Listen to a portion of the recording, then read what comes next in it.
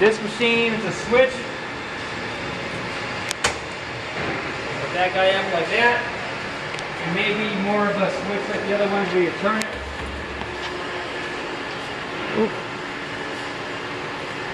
E-stop is right here. You twist it, turn it off. Power on. Heat.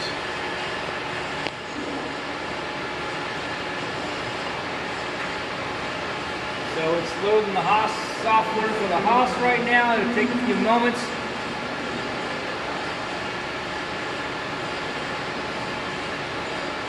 Alright, so on the newer Haas's, it's always going to come up with this cycle door alarm. Okay? There is a proximity switch on the door that tells it whether it's open or closed. Okay?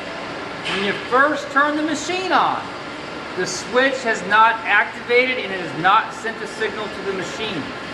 So on pretty much all the newer Haas's, just to make that cycle door switch activate properly, all you got to do is open and close. Okay?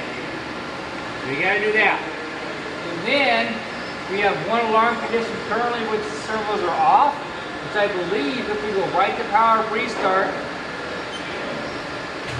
it's going to start homing itself.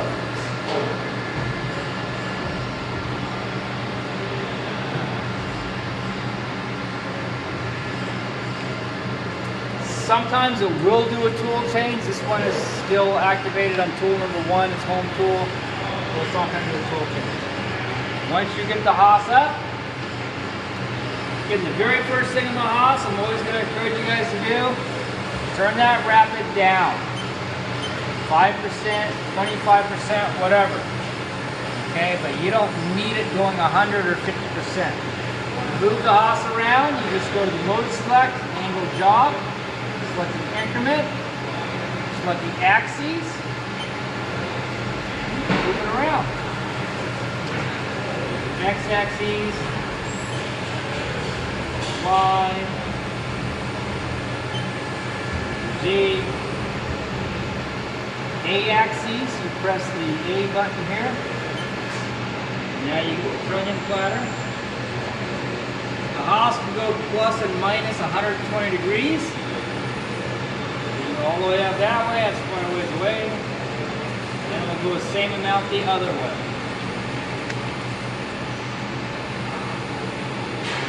To make the B-axis work, you got to press Shift first. And the same button that made the A work, also Shift, it goes to the B. And you get the center axis. So only for A, right? Is that? Only for A. A to B. Right, the same exact button, but Shift takes it to B, and then Shift will take it back to A. Now you're back on A.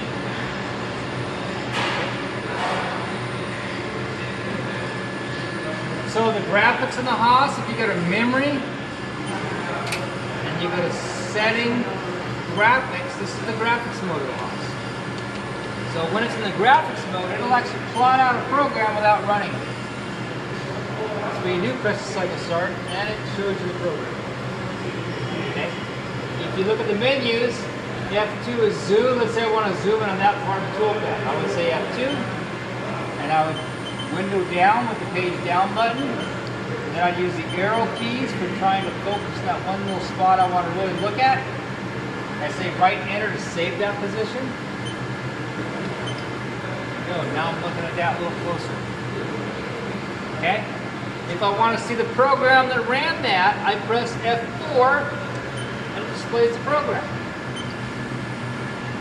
And in fact, I can go to single block.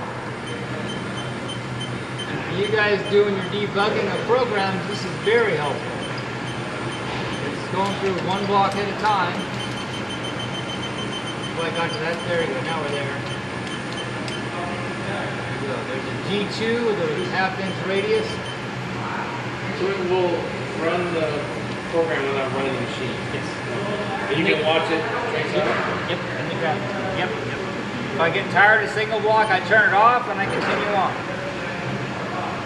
Okay, if I want to see my position, I go to F3 for position. That's operator. That's work. There's machine, there's distance to go, and then it turns it off. So it kind of just toggles through. Usually for programming, you want to have it on work. That'll make it, you know, when you're debugging things, you can see what coordinate you're at. It's at the one you expect it to go to. So, anyway. And this for the Haas gets a little dangerous. You're using the graphics, and all of a sudden something happens and it gets out of graphics. And now when I press cycle start, oh, what's it doing? Oops. It's running. Stop it. No harm. Hit the E-stop. I put it up higher rapid too. I didn't see if it would move fast. That's okay. So now I'll just turn the E-stop off. I'll reset that. It's good to go. Okay. Powering off the Haas's is really easy. The main thing on a bigger machine, always want to make sure that the table is supporting the load. We don't really have much on there. The trunnion table is the heaviest load that's on there, but you wouldn't want to have the table like way over to one side, especially if you had a couple thousand pounds on it. You would not want to turn the machine off like hanging way off the side. You want to get it over the support structure of the machine tool before you power it off. Is that one no little stuff? Doesn't want to turn on? Over travel? Yeah. Yeah, no over travel. Because if I go, I'll just go until it hits. Watch, it'll just stop. There you go. Just stops. They're very user friendly. Haas has done a great job making some really nice user friendly machines. People get used to the controls, and the nice thing about the controls is it's the same exact control here as you got on that lathe right there. So you go lathe to mill, you get the same control. Okay. That machine, by the way, it has some sort of battery issue. I got to call the dealer on. It won't even turn on. So the SD20Y, we can't even turn it on right now.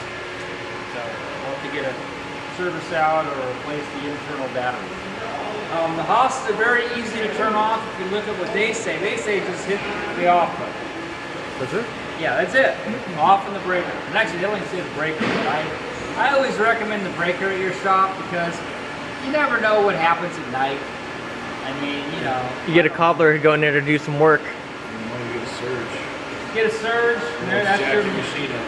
That's your machine. If you live in the Midwest, you want to disconnect it every single night. They get some fierce lightning storms in the Midwest. Matter of fact, some of you guys have